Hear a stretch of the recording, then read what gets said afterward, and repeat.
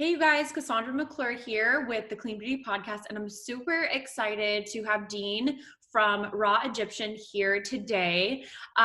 Quick little backstory. I used to live in LA, and my friend Sean, who I used to go out with all the time, recommended the brand, the products, and said, hey, do you remember that guy that we've seen a couple times? I don't know if you remember him or not. And I was like, I think so. And she's like, well, it's his brand. And she had ordered a clean beauty kit. And once she saw the products inside, she's like, oh my gosh, like you have to talk to him. So she kind of introduced us.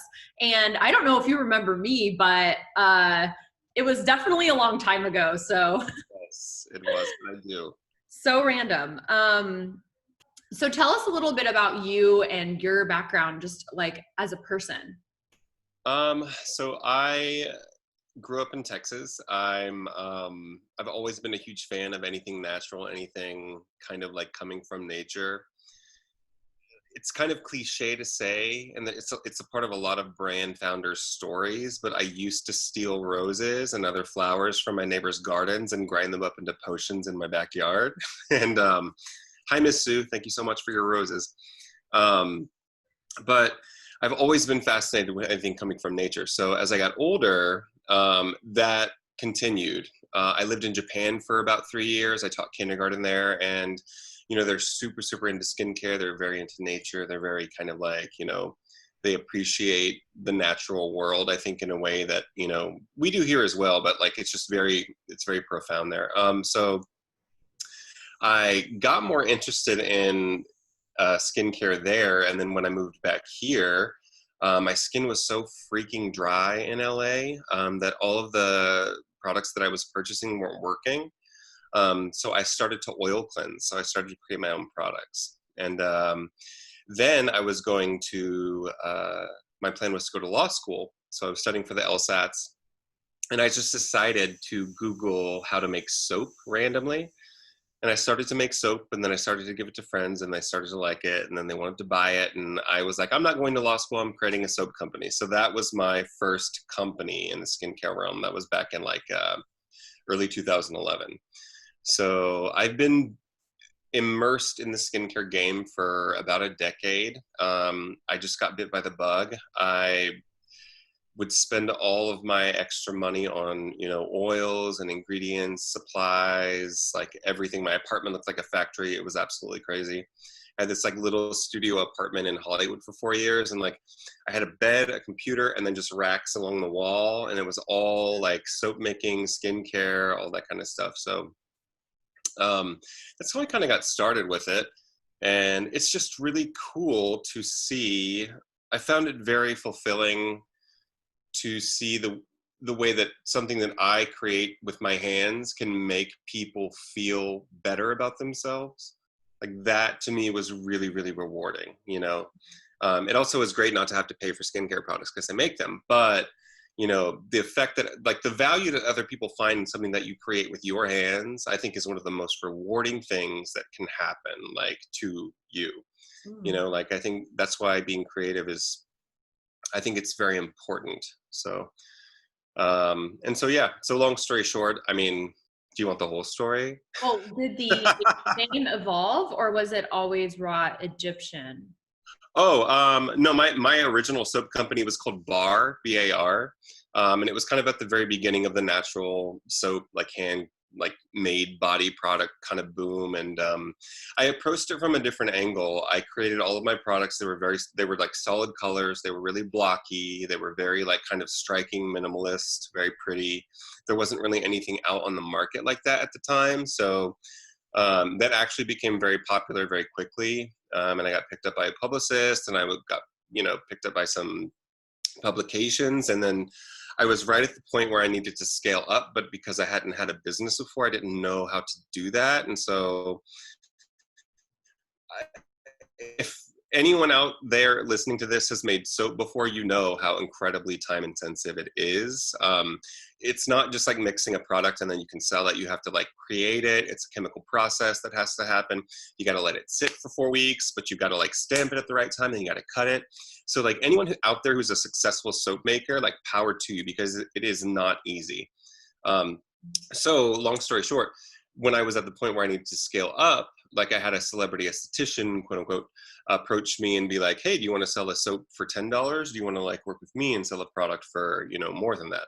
And I was like, duh, So I switched gears, and I taught myself how to make skincare, like legit, like scientifically correct, facial skincare, that consumers would be interested in. So I worked with him for about 3 years, and then through him, I met a really brilliant biomedical engineer, and I helped her with her biotech skincare products. So I was kind of immersed in the world of science and skin for probably about 6 to 7 years, and that's all I did. That was my main focus. And then I eventually decided that I wanted to do my own thing, and that is how Raw was born. So that was the beginning of that. And you told me that you created your branding, your logo, like Mm-hmm. all of your, really everything that you see when you kind of go and you check out the brand for the first time, like you're Right. really the brain behind all of that, which is really rare. Right.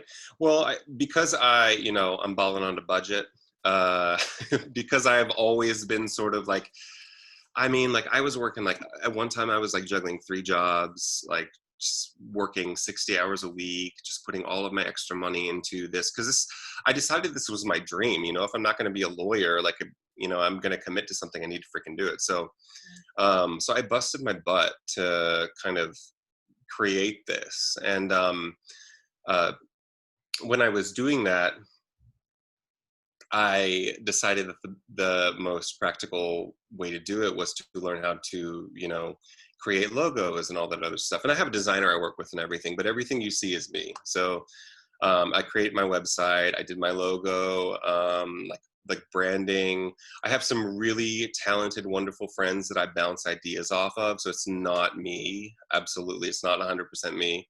But I make the final call, and I decide what I feel like. It's interesting. When I'm formulating, I have a certain feeling. Like when I feel like a product is there, I can feel it. And it's sort of the same thing when I'm designing something. Like when I feel like it's there, you just know, you know what I mean?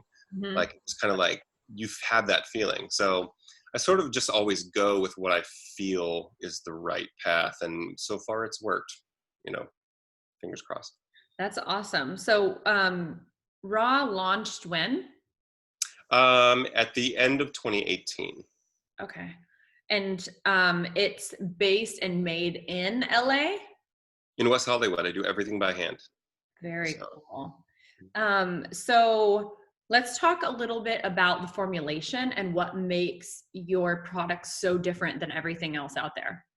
So if you've been in the cosmetic industry for a while, you know that, most companies, the way that they approach formulation is that they approach their cosmetic chemists and they say, I want this effect, but I want you to do it with the least amount of active ingredient possible so we can save the most money and make the highest profit margin. And I don't approach formulation that way. I want to create products that feel luxurious, that make your skin feel amazing, that have immediate effect. But I want to use ingredients at a level that, like you get the most out of it. So I don't skimp on my actives. I don't skimp on my key ingredients. I don't formulate from a profit-driven kind of direction. I formulate from a results direction. So that's the philosophy behind my formulation. So with the Moringa Cleansing Oil, like for example, a lot of other companies might say they have a Moringa Cleansing Oil. I hope I'm saying that right. Moringa? Yes, Moringa. Uh-huh. And you look at the back of the bottle, and most people don't do this because they just assume that it's Moringa. But then you look at your bottle on the back, and it's like basically the first ingredient. But Right. other brands, it might be one of the last ingredients. And I think that a lot of people don't realize that means it's really watered down, or it's a very small little percentage of that product. And so it's so important to understand that and look for that and make sure. And that's one of the ways you can tell if a company is really true to what they're saying that their product is. Right. So why Moringa? So Moringa, well, one, in ancient Egypt, Moringa has a very esteemed position. Like they loved Moringa oil. It's a very stable oil. They used it as the base in many of their perfumes. It has a really, that Moringa oil and desert date oil are really great about retaining scent without warping it. I think that a lot of people who are formulators understand that when you're making a natural formulation, some oils can warp scents over time, but moringa and desert jade oil don't generally do that. But moringa is they used to call it the tree of life. So, the seeds, the leaves, the oil, it's always been used to promote human health. It's just very, very good for your skin. It's very regenerative. It's super nourishing. And it's just an incredibly performing oil, especially when it comes to cleansing. So it has really good cleansing properties. So that's why. Awesome. And so where are these ingredients sourced?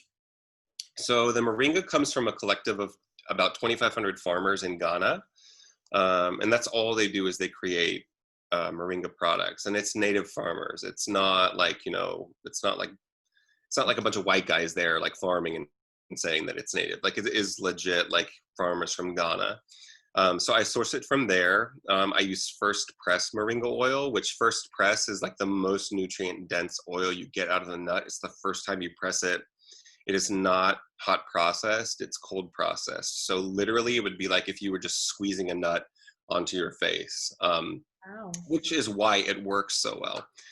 Same thing with my desert date oil, but my desert date oil, which is in the desert date oil serum, which is right here. That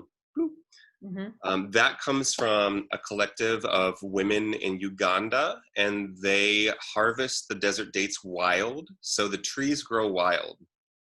And it's great because they protect the environment that way. There's a lot of deforestation happening in Africa right now, which is really terrible, and it's all over Africa. But these local villages, when you can support their harvesting of like local crops, like they protect those trees, they prevent deforestation, and it has the added benefit, or the main benefit, like it provides them with income they wouldn't have otherwise. So they use the money from harvesting desert dates to send their kids to school, to build their houses. There's an initiative going on right now to kind of revitalize like local waterways and things like that. So it's pretty awesome. And the quality of what they create is like way beyond something that I would get from like a huge corporate supplier. So I know we have a lot of other beauty entrepreneurs listening. So how would you go about even getting in touch or finding out about one of these amazing places, that you could source from and support, an economy like that? So, I mean, because you were making the soaps at home, I'm assuming that initially they were ingredients that you had found and you were creating them yourself, right? So how did it evolve? Did you meet somebody, or were you just really inspired, or?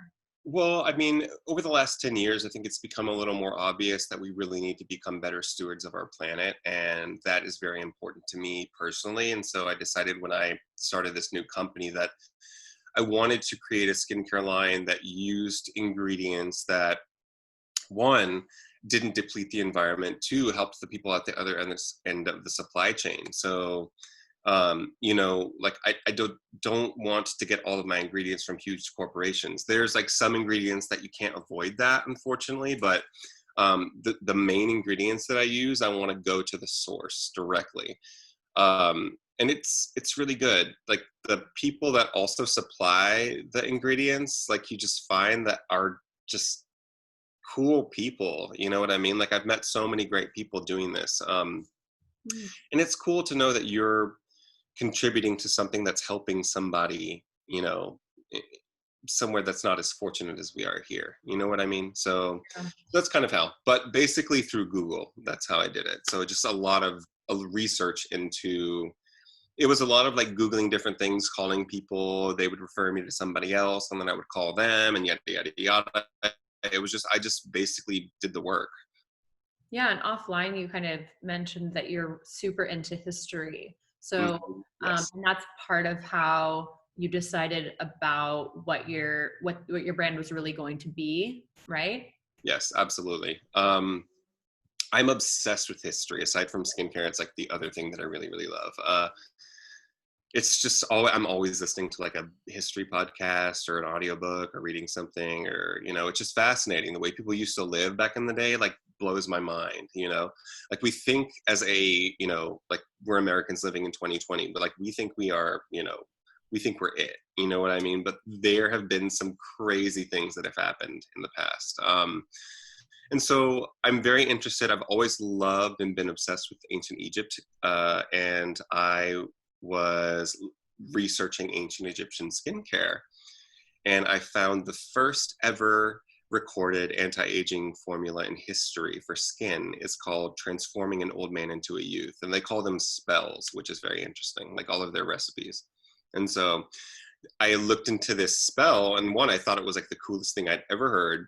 And so the more I looked into it, the more you find that because they documented everything, like, we know what they used. So when I started to create prototypes and, you know, use, you know, ancient Egyptian wisdom in the products I was making, the results kind of blew my mind. So that's how the brand was born. But I didn't just create the brand as a vehicle to use ancient Egyptian wisdom. Like, I want to actually educate about ancient Egypt and raise awareness about ancient Egypt and also Africa as well. So it was kind of like everything sort of just came together in like the perfect way. Yeah. So one of our listeners, Mona, said, ask where the name came from. She's a first generation Egyptian born in the United States and has an RA tattooed on her back. That's So, awesome. yeah. So, is the R, like, because raw is obviously spelled RAW, and I actually didn't even know how to say it. So, uh, is that an Egyptian thing? Is it just how? Well, Yeah. Ra or Amun Ra, like, depending on what you want to call him, depending on the time period, was the kind of patriarch of the Egyptian pantheon, which is the lineup of the Egyptian gods. And so Ra always stood for regeneration, renewal, like rebirth. You know, he's the god of the sun. So I thought when I was going to create a skincare line based on ancient Egyptian wisdom, what's more fitting than using the god of rebirth and renewal. So that's how that name came about. So it's not RA. A lot of people think it's RA skincare, but it's Ra Egyptian skincare. And interesting tidbit, I've had a couple of my very savvy Egypt loving customers point out that the eye that I use on the logo is not actually the eye of Ra, it's the eye of Horus, which is flipped. But in ancient Egyptian mythology, the Eye of Ra stands for destruction and death, and the Eye of Horus, which is the opposite, stands for rebirth and renewal. So that's why I use the Eye of Horus on my logo. So Got it. Very cool. That was my next question. So this is not a design that you drew. This is actually something that is is ancient, basically. well, yes, it's my take on an ancient Oh, is yeah, it? ancient symbol for sure. Very cool. So with the little, so it's an R, right? Like the R is Yeah, I kind of created it to sort of look like an R, but it is a, I mean, if you Google Eye of Horus or Eye of Ra, you'll see that it's a very specific kind of design that they have, and they used it as a talisman for a lot of things. But I took that, and, you know, you obviously cannot trademark something like that, which I didn't even try. Mm, Um, but it's just a very striking kind of symbolization of Egypt, and I think it really captures, it kind of has like an intrinsic magical kind of quality to it, you know, and I think that it's a powerful symbol. And so I wanted to use it on my branding because I feel like it communicates very clearly, very directly what the products kind of like, the feel of them. So that's very cool. And so in terms of your packaging, you have these amazing glass bottles. mhm. Is that something, I mean, you said you are really into the planet and the environment, which is really great. And so are we, but is it also better for the skincare to be in glass? Are there multiple benefits? Well, yeah, I try to stay away from plastic because depending on the essential oils and other things that you use and the plastic that you use, they can leach EDCs, which is endocrine disruptors, into the product, and I want to avoid that. Um, you know, it really sucks that we've kind of been pigeonholed in the beauty industry into using, you know, materials that really aren't the best for long-term human use, and to put things on our skin. But, you know, like, and it's tough as a skincare brand that's just starting out, you know, like you want to choose, you know, bottles that are best for the customer, but those also are never the cheapest, you know what I mean? So it's kind of like a hit that you have to take. But yeah, the one exception is I use PET in my foaming cleanser bottle. I have found it almost impossible thus far to find a glass foamer. So if anyone is listening to this and you have a, you know, connect with a glass foamer bottle, like, please let me know. I don't think I've ever seen one.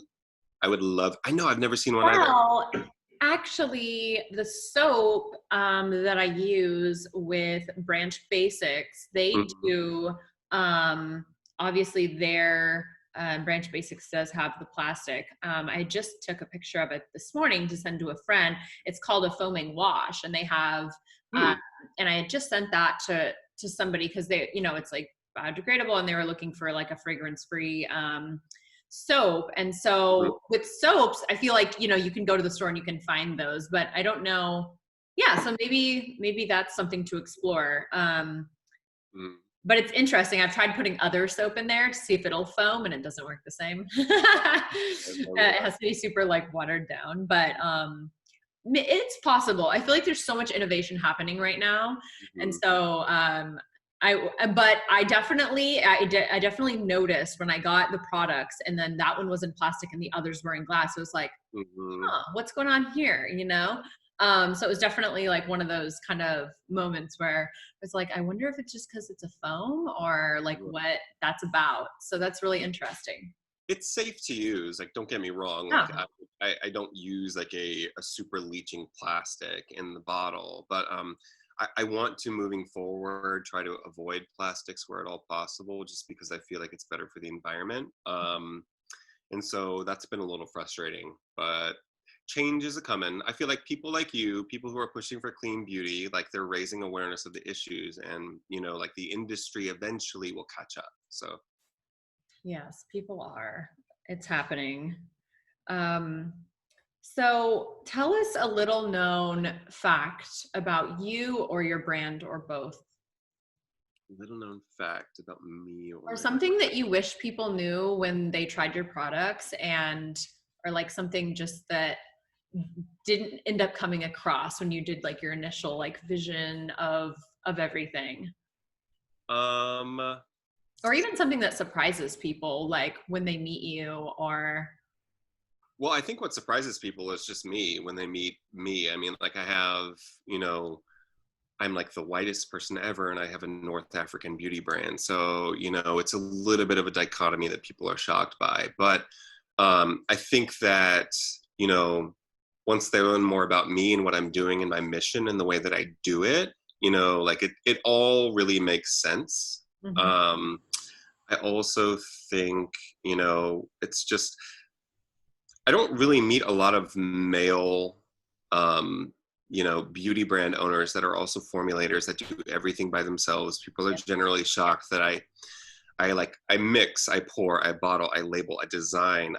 Like everything you see is something that I have personally created. And I think, and to me that's normal because I've just been doing it, you know, like if I don't do it, who the hell else is going to do it? So, but to other people, I think it's a little shocking. And I would say I'm proud of that. So Absolutely. That's why I really wanted to like have you on the show and interview you, because there are so many women, and which is great, honestly. Like that's amazing.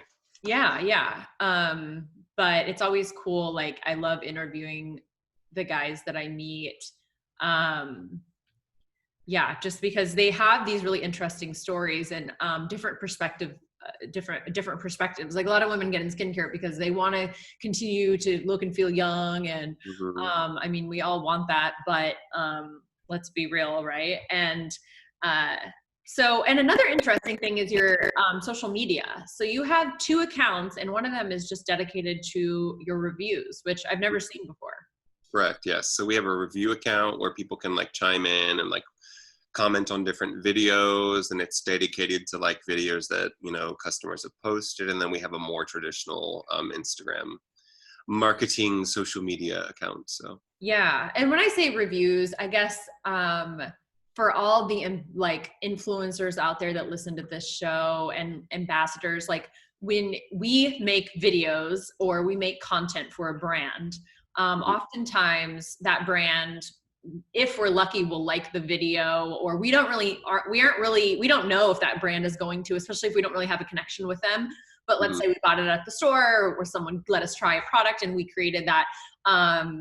We don't always know, but I feel like you guys are so supportive, or you are so supportive in that way, where if you send, if someone sends you a video using your cleansing balm, or, you know, whatever different product that you distribute, that you'll actually highlight them on your page, which is so nice. And it really, you know, gives people a voice, and it lets other people find each other that way. Like, oh, we both love the skincare. It's like a new way to kind of make friends, which I think is so important. right. Which is how our ambassadors connect. Like a lot of them will watch each other's videos or watch their presentations at Clean Beauty Con, and then they'll end up talking and becoming friends because they have the same skin type or they have the same hair type. And so it's really interesting to see that. I am like, to this day, I am just still so tickled and flattered when people just love the stuff that I make. Like that, it's just, it's full circle for me. So like I love to get that kind of stuff. I love to see people using the product. I will absolutely post it. It's very fulfilling for me. So yeah. Can you, so my favorite product is the Glow Balm. And I still don't know what is in it that makes my skin feel new. It's like, it kind of like it doesn't heat up. It doesn't cool down. It's kind of like, it just like gives it this, I don't know how to describe it. Like, is there an active ingredient in there that? Well, I would like to say they're all active. Okay. I try not to use filler ingredients, but I wanted to create. So when I came up with the idea for this product, I wanted a balm that I could wear during the day, because I like balms. Like I like, you know, oil-based products. My line is for the most part oil-based. I think oils are incredibly beneficial for the skin. I think nature knew what it was doing, and when we put it on our skin, you can tell. So I couldn't find a balm that didn't leave me greasy or feel super heavy or shiny. So because I was like, you know, anyone who's a formulator will know that you do market, you know, research before you start to create a product. Yeah. So I just decided to make one, and I just created a formula that was super incredibly light. Blue. Why is it blue? So it's called Egyptian Blue and this Glow Balm because most people maybe don't know that Egyptian blue was the first synthetic color ever created by man.